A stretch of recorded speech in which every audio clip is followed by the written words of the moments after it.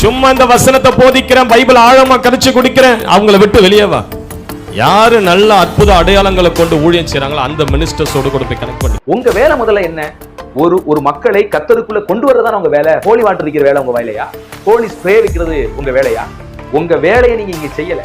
நீங்க சரியான விசுவாசத்தை மக்களுக்கு கொடுத்துட்டீங்கன்னா ஹோலி வாட்டர் தேவையில்லை, ஹோலி ஸ்ப்ரே தேவையில்லை. அது 500-400 ரூபாய்க்கு மக்கள் வாங்க வேண்டிய அவசியமும் இல்லை.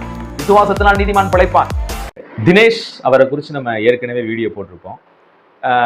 இந்த யானை கனவுல வந்தா என்ன அர்த்தம், ஆம கனவுல வந்தா என்ன அர்த்தம், டாய்லெட் கனவுல வந்தா என்ன அர்த்தம், இப்படியெல்லாம் சர்ப்பம் கனவுல வந்தா என்ன அர்த்தம், அப்படிலாம் உருட்டிக்கிட்டே இருப்பார் பல விஷயங்களை குறித்து. எதையாவது ஒரு அமானுஷ்யமாக பேசிக்கிட்டு, இப்போ பார்த்தா இந்த சுடுகாட்டில் இருக்கிற சில ஆசாமிகள்லாம் இருப்பாங்க பார்த்தீங்களா, ஒரு மாதிரி அவங்க என்ன சொல்லுவாங்க, ஒரு கல்ட்டு குரூப்னு சொல்லுவாங்க. சுடுகாட்டிலேயே சுற்றிக்கிட்டு இருப்பாங்க. இந்த அகோரிகள், அஞ்சனம் பார்க்கறது, குறி சொல்றது, இந்த மாதிரி செய்கிற விஷயங்களை இருக்கிறவங்க பார்த்தீங்கன்னா அந்த மாதிரி இருப்பாங்க. இது மாதிரி இன்னைக்கு சபைகளுக்குள்ளேயும் பாஸ்டுங்க அப்படின்னு அடைச்சிக்கிற அவங்களுக்குள்ளேயும் பார்த்தீங்கன்னா இப்படி சிலவங்க இருக்கிறாங்க. எப்போ பார்த்தாலும் அமானுஷ்யமாவே பேசுறது, எதை எடுத்தாலும் கட்டு, எதை எடுத்தாலும் பில்லி சுனியம், எதை எடுத்தாலும் இப்படியே பேசி பழகிற ஒரு விஷயம். இது ஒட்டுமொத்தமா வேதாகமத்துக்கு புறம்பானது. இது தவறானது. கர்த்தருக்குள்ள ஒரு மனிதனை கொண்டு வந்த பிறகு அவனுக்குள்ள தேவாவியான உள்ள போறாரு. பயத்தினாவி வெளியே போகுது, பரிசுத்தத்தினாவி, தைரியத்தினாவி, அன்பினாவி உள்ள வருது. இதுதான் வேதவசனம் நமக்கு சொல்ற சத்தியமாக இருக்கிறது. இது இல்லாம எப்ப பார்த்தாலும் மக்களை போட்டுக்கிட்டு உங்க கட்ட அவுக்கிறேன், முடிச்ச அவுக்கிறேன், அதை அவுக்கிறேன், அந்த வல்லமை இந்த வல்லமை, எந்த ஒரு பலவீனம் வந்தாலும் உடனே அசுத்தாவி கட்டு, இப்படி எல்லாம் பேசிக்கிட்டு வேதாகமத்தின் அடிப்படையில இல்லாத ஒரு விஷயம். சரி, இவரு பல விஷயங்களை பேசுறாரு. ஒரு வீடியோ போட்டுக்காரு, அழுகுன்னு அழுது பேசுறாரு. ஆனா என்ன ஒண்ணுன்னா, மனம் திரும்புதல் இல்லாத அழுகையாகத்தான் அது இருந்தது. அது ஒரு மனம் திரும்புதல் சார்ந்த அழுகையாக இருந்துச்சுன்னா நானும் இந்த வீடியோவை போட்டிருக்க மாட்டேன், அவரையும் நான் பாராட்டியிருப்பேன். ஆனா தொடர்ச்சியாக அவர் செய்த தப்பை செய்து கொண்டேதான் இருப்பேன், நான் செய்யற விஷயத்துக்கு நிறைய நியாயங்கள் இருக்குது அப்படின்னு எடுத்து வச்சிருக்கிறாரு. அதுல அவரு ஒட்டுமொத்தமாக சுட்டி காட்டக்கூடிய ஒரு விஷயம் என்னன்னா, இந்த யாரையும் குறை சொல்லக்கூடாது, கர்த்தர் அவங்கவுங்களுக்கு ஒரு ஊழியத்தை கொடுத்திருப்பாரு, அதை செய்ய விட்டணும் அப்படிங்கிறாரு. ஆனா இவர் குறை பேசுறாரு அந்த வீடியோவிலேயே. இதுதான் இவங்களுடைய தவறான விஷயம். தங்களுடைய தவறுகளை சுட்டி காட்டிட்டோம் அப்படின்னா அப்படியே டக்குன்னு மாதிரி அவங்கள குறை பேச ஆரம்பிச்சிருவாங்க, குற்றம் சாட்ட ஆரம்பிச்சிருவாங்க. இது ஒரு பொல்லாதாவி. மனம் திரும்ப வேண்டிய விஷயத்துல அவங்க மனம் திரும்பிட்டாங்கன்னா நாம இந்த விஷயத்தை செய்ய போறதே இல்லை. எதற்காக தேவன் எங்களை கொண்டு அவர்களுடைய குற்றங்களை சுட்டி காட்டுறாருன்னு கேட்டீங்கன்னா அவங்களை திருத்துவதற்காகத்தான். ஆனா எப்படி இஸ்ரவேல் ஜனங்கள் பல தீர்க்கதரிசிகளை அவங்க மத்தியில அனுப்பியும் கூட அவங்கள தீர்க்கதரிசிகளை கொலை செய்து அவங்க மனம் திரும்பாம இருந்தாங்களோ, அதே போல்தான் இன்றைய மெஜாரிட்டியான விசுவாசிகளும் இப்படி தினேஷ் போன்ற ஊழியர்களும் தொடர்ச்சியாக அன்றைய இஸ்ரவேல் போலவே கடினப்பட்ட இருதயம் உள்ளவர்களாக செயல்பட்டு கொண்டு வர்றாங்க. அவர் சொல்லும் பொழுது எசேக்கியேல் புத்தகம் 36 அதிகாரம் 25வது வசனத்துல தன்னுடைய தவறான அந்த ஒரு கொள்கையை, ஒரு போதனையை நிலைநாட்ட, அதாவது ஸ்ப்ரே வைக்கிறாரு. அப்ப தண்ணீர் தெளிப்பது என்பது புதுசா வந்த விஷயம் கிடையாது. இது இட்ஸ் பிப்ளிக்கல். வேதாகமத்துல இருந்த ஒண்ணுதான் நம்ம செய்யறோம். இது புதுசு கிடையாது. ஹோலி ஸ்ப்ரேவா அது? Holi water, Holi spray, Holi oil, இப்படி எல்லாம் அவங்க யூஸ் பண்ணிட்டு இருக்கிறாங்க. அதுக்கு ஆதாரமாக வேதத்தின் அடிப்படையில நாங்க செய்யறோம். பழைய ஏற்பாட்டிலையும் புதிய ஏற்பாட்டிலையும் இதுக்கு நிறைய ஆதாரம் இருக்குது.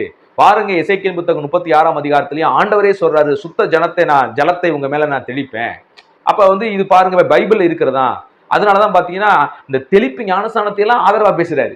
நமக்கு தெரியும் தெளிப்பு ஞானஸ்தானம் வேதாகமத்தின் அடிப்படையில தவறு அப்படின்ட்டு. ஆனா இவரு தெளிப்பு ஞானஸ்தானத்தை அவர் சமாளிச்சு தன்னுடைய போதனை எப்படியாவது தான் செய்யற தப்பை சரி என்று நிரூபிக்க வேண்டும் அப்படிங்கிறதுக்காண்டி நிறைய விஷயங்கள் அந்த வீடியோக்குள்ள தப்பாவே பேசுறாரு.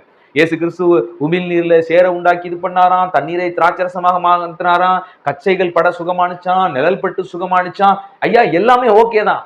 வேதாகமத்துல இதெல்லாம் இருப்பதை நாங்களும் நம்புகிறோம். கர்த்தர் இன்றைக்கும் அற்புதங்களை செய்கிறார், விடுதலை கொடுக்கிறார், பிசாசுகளை துரத்துகிறார், எல்லாவற்றையும் நம்புகிறோம். ஆனா என்ன இதுல ஒரு தப்பு தெரியுமா? வேதாகமத்திலே நிழல் பட்டு ஒருவர் சுகமான உடனே அந்த நிழல் ஒரு மேல படுவதற்காக வசூல் பண்ணல. பெதஸ்தா அப்படிங்கிற குளத்துல அற்புதம் நடந்தாலும் அதை ஹோலி வாட்டர்னு பயன்படுத்தி அதை 300, 500 என்று விற்பனை செய்யல.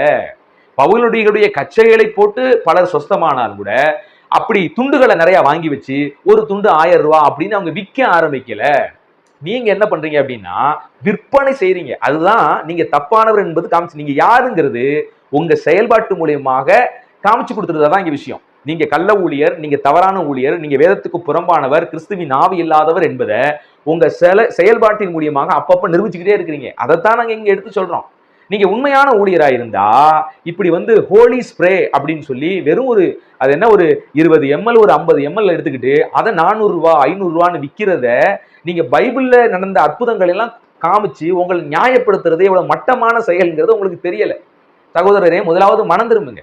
அந்த வீடியோவில் நீங்க மனம் திரும்பி இருந்தீங்கன்னா நிச்சயமா அந்த வீடியோ நான் போட்டுக்க மாட்டேன்.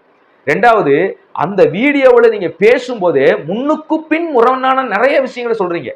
ஒருவேளை என்கிட்ட நீங்க வாங்க, ஒரு நல்ல ஊழியருக்கான அடையாளம் என்ன? ஃபர்ஸ்ட் உட்காந்து ஜெபிக்கணும். சரி, ரைட்டு, நாங்க கண்டிப்பா ஜெபிக்கிறோம், இந்த மாதிரி கள்ள ஊழியர்கள்லாம் மனம் திரும்பி நல்ல ஊழியத்தை செய்யணும் ஆண்டவரே அப்படின்னு தான் ஜெபிக்கிறோம். ரெண்டாவது நீங்க என்ன சொன்னீங்க? ரெண்டாவது அப்ரோச் என்ன? போன் பண்ணி நேரடியாக நீங்க அவர்கிட்ட பேசணும் அப்படிங்கிறீங்க. அப்படியும் திருந்தாவிட்டால் நீங்க எங்க வரலாம்? யூடியூப் தளத்துக்கு வரலாங்கிறீங்க.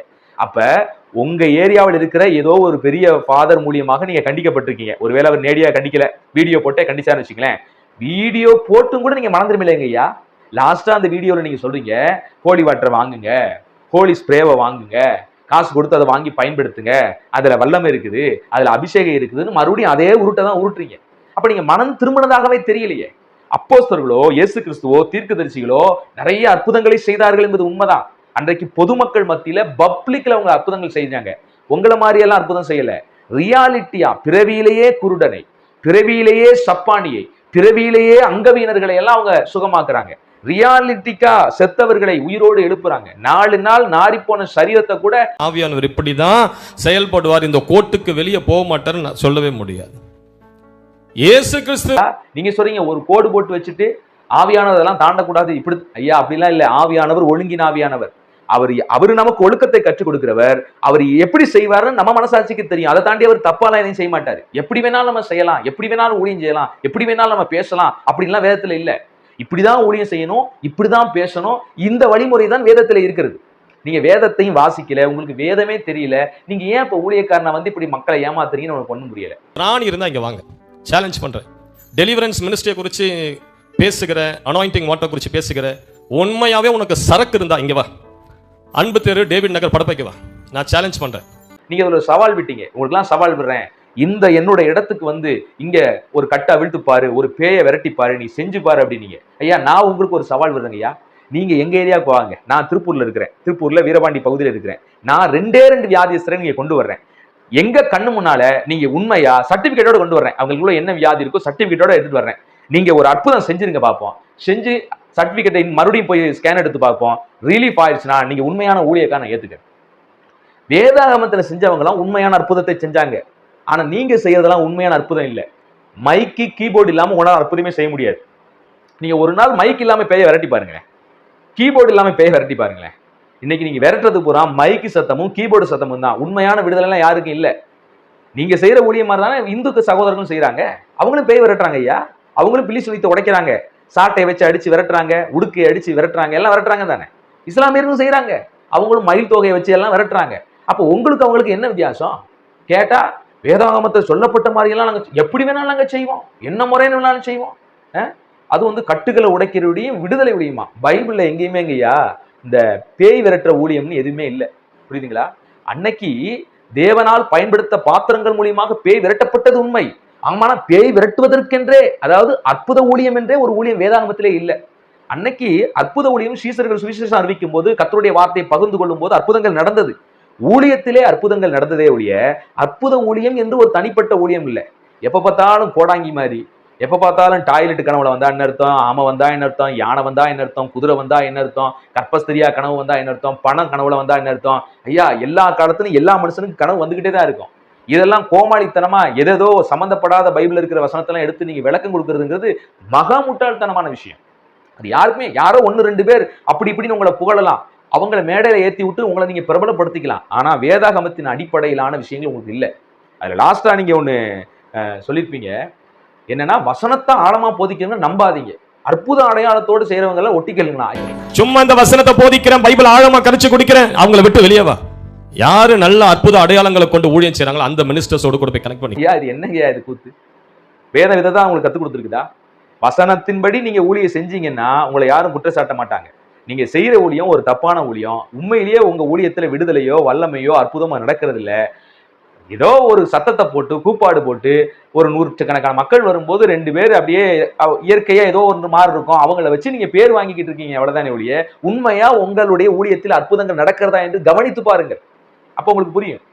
பிசாசனுடைய போராட்டம் உங்க வாழ்க்கையிலே வருதுங்கிறீங்க. ஏன் வருது? உங்களுக்குள்ள ஆவியானவர் வந்தா உங்களே பிசாசு தொடுவானா?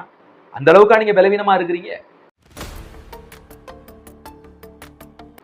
ரெண்டாவது, இந்த ஹோலி வாட்டரை விற்கிறத பத்தி லாஸ்டா ஒண்ணு சொன்னீங்க. நாங்க எல்லாருக்கும் கொடுக்கறது இல்ல. உங்க சாட்சியை குறித்து சொன்னீங்க. நான் ஒரு காலத்துல அதை பயன்படுத்தினேன். எப்ப பயன்படுத்தினேன்? தேவனை அறியாதிருக்கும் போது, விக்கிரகத்துக்குள்ள இருக்கும் போது எடுத்து பயன்படுத்தினேன். நீங்க சரி, கர்த்தரை அழிஞ்சதுக்கு அப்புறம் நீங்க பயன்படுத்தல இல்ல. உங்க வேலை முதல்ல என்ன? ஒரு மக்களை கர்த்தருக்குள்ள கொண்டு வர்றதுதான் உங்க வேலை. ஹோலி வாட்டர் விற்கிற வேலை உங்க வேலையா? ஹோலி ஸ்ப்ரே விற்கிறது உங்க வேலையா? உங்க வேலையை நீங்க இங்க செய்யல. நீங்க சரியான விசுவாசத்தை மக்களுக்கு கொடுத்துட்டீங்கன்னா ஹோலி வாட்டரும் தேவையில்லை, ஹோலி ஸ்ப்ரேயும் தேவையில்லை. அதை 500-400 ரூபாய்க்கு மக்கள் வாங்க வேண்டிய அவசியமும் இல்லை. விசுவாசத்தினால் நீதிமான் பிழைப்பான். நீங்க சரியான சுவிசேஷத்தை சொல்லி அவர்களை விசுவாசிகளாக, சீஷர்களாக மாற்றி இருப்பீங்களானா அவங்களுக்கு அதுவே போதும். அந்த விசுவாசமே அவர்களை ரட்சிக்கும், அவர்கள் கட்டுகளை உடைக்கும், அவர்களுக்குள்ள அசுத்தாவியை விரட்டும். சத்திய தேர்விகள், சத்தியமே உங்களை விடுதலையாக்கும். குமாரனாகிய இயேசு உங்களை விடுதலையாக்கினால் மெய்யாகவே விடுதலை ஆவீர்கள். பரிசுத்த ஆவியானவர் எங்கு உண்டு அங்க விடுதலை உண்டு. இதுதான் வசனம் சொல்லுது. ஹோலி வாட்டர் எங்க இருக்கு அங்க விடுதலை உண்டுன்னு சொல்லுதா? ஹோலி ஸ்ப்ரே எங்க இருக்கிறதோ அங்க விடுதலை உண்டுன்னு சொல்லுதா? ஏங்கய்யா, விற்பனை செய்யறீங்க தப்பு, அதை நியாயப்படுத்துறத நீங்க செய்றீங்க. தயவு செய்து உங்க ஊழியத்தை வசன அடிப்படையில செய்யுங்க. அப்புறம் எதுக்கு தேவன் இந்த வார்த்தை எழுதி கொடுத்திருக்கிறார்? எவ வேணாலும் எப்படி வேணாலும் செய்யலாம் அப்படிங்கிற ஊழியத்தை தேவன் நீங்க செய்யறது இல்லை. அதனாலதான் இன்னைக்கு கிறிஸ்தவத்துக்குள்ள நிறைய கல்ட்டு நெருங்கிடுச்சு. ஏகப்பட்ட தப்பான உபதேசங்கள் பெருகி போச்சு. தப்பா அதை செய்யறேன், இதை செய்யறேன், கள்ள தீர்க்க தரிசனம், கள்ள போதனை, என்ன சொன்னாலும் அது தீர்க்க தரிசனம், வாயிலுக்கு என்ன உளர்னாலும் அது ஒரு அந்நிய பாஷை, இப்படி எல்லாம் தப்பா. பைபிள்ல இருக்கிறது உண்மைதான் ஐயா, நீங்க செய்யறது உண்மையா? அதான் நீங்க கேள்வி. வேதாகமத்திலே இருப்பது உண்மை, நீங்கள் செய்வது உண்மையா? பரிசீலனை பார்ப்பது நாங்க பார்க்கும் போதே தெளிவா தெரிஞ்சு போயிதாங்க நீங்க செய்யறது தப்பு அப்படின்ட்டு. ஸோ மனம் திரும்புங்க மக்களே. இப்படிப்பட்ட ஊழியரை விட்டு விலகிருங்க. மனம் திரும்பும்படி நீங்க அவங்கள ஒதுங்கி இருந்தா தான் இவங்க மனம் திரும்புவாங்க. ஆதரவு கொடுத்துக்கிட்டே இருந்தீங்கன்னா இவங்க ஏதாவது தங்கள் தப்புக்கு ஒரு முட்டு கொடுத்து அதை அப்படியே எதையாவது அங்கும் இங்கும், அந்த வசனம் அது சொல்லவே சொல்லியிருக்காரு. இவர்களாக அந்த வசனத்தை எல்லாம் கோர்த்து இந்த வீடியோ முழுக்குமே அதான் சொல்லியிருக்கிறார். அவர் சொன்ன எந்த வசனமும் சரியான அர்த்தத்தை கொடுக்குற வசனம் இல்லை, மனுப்புறதுக்காக அவருக்கு இழுத்து போட்ட வசனமாகத்தான் எல்லாமே இருக்குது. ஸோ இதை ஒருவேளை அவர் கேட்டுக்கிட்டு இருந்தா, ஐயா நீங்களும் மனம் திரும்புங்க. இந்த மாதிரி ஆவில சிக்கி இந்த அமானுஷியம், அது இது பில்லி சுனியம், செய்வின, சொப்பனம், கள்ளத்திற்கு இப்படியே ஓடாம ஆண்டவருக்குள்ள பரிசுத்த ஆவியானவர் பெற்று, பலத்தின் தைரியத்தின் ஆவியானவர் பெற்று, அன்பின் ஆவியானவரை பெற்று, சாட்சியுள்ள வாழ்க்கையை உங்களை வாழ வைக்கிற ஆவியானவரை பெற்று, உங்களுடைய ஆவியின் கனிகளால் நிரப்புகிற ஆவியானவரை பெற்று, ஆவியின் வரங்களால் உங்களை அலங்கடிக்கிற ஆவியானவரை பெற்று பரிசுத்தமா வாழுங்க, பயமில்லாமல் வாழுங்க, தெய்வ பக்தியோட வாழுங்க, சாட்சியோடு வாழுங்க. சும்மா ஏதோ பயத்துக்குள்ளேயே அமானுஷியமாகவே இருக்கிற உலகத்தை விட்டு முதல்ல வெளியே வாங்க. கர்த்தர் அந்த கிருபையை உங்களுக்கு தரட்டும். God bless you.